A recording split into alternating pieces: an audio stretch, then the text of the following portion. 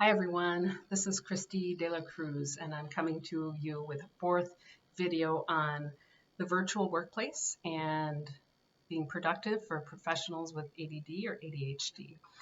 And so today's advice is about doing some decluttering before you sit down to work. And I have a little bit of a challenge with this one. If you could see my workspace now, there's, a pile there, and then my notebook in front of me here.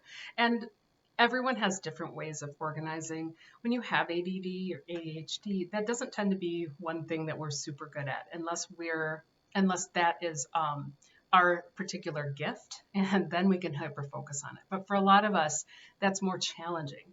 And so staying organized and not allowing things to distract us is something we have to work a little bit more on and build a little more structure. So for example, if you want to have, your main notebook, say you have a notebook and you or a calendar. I like to use Danielle Laporte's Desire Map. You might have that to the side or near you so that you have a little reminder of what you're working on.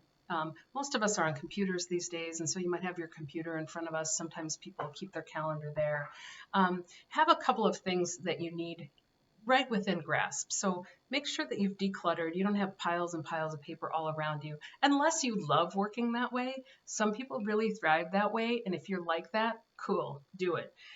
Most of us can benefit from just taking a little time, whether that's in the morning for 5 or 10 minutes, just kind of setting out our space in a way that feels calm and doesn't distract us. Or maybe at the end of your day, here's the other thing that I really like to do is at the end of the day, kind of putting your work to bed, so to speak, and kind of organizing it toward the end of the day. I work from my dining room, so I often, toward the end of the day, I have a routine where I kind of gather up my work and put it in piles that seem neat and into my office, so that when my husband gets home, I don't have stuff all over the dining room. And believe me, this took me a while to learn because the other piece to that is it's sort of part of your ritual. So you might have a ritual for starting work and a ritual for ending work.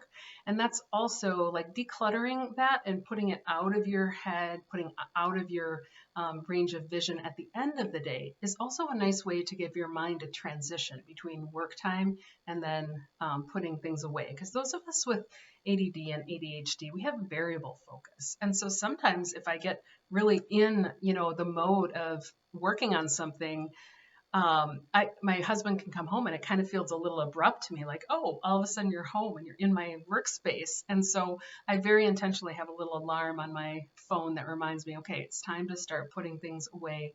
So then by the time my husband gets home, it's not my office anymore. It's returned to the dining room. And that way I have a ritual to kind of slide me into evening mode.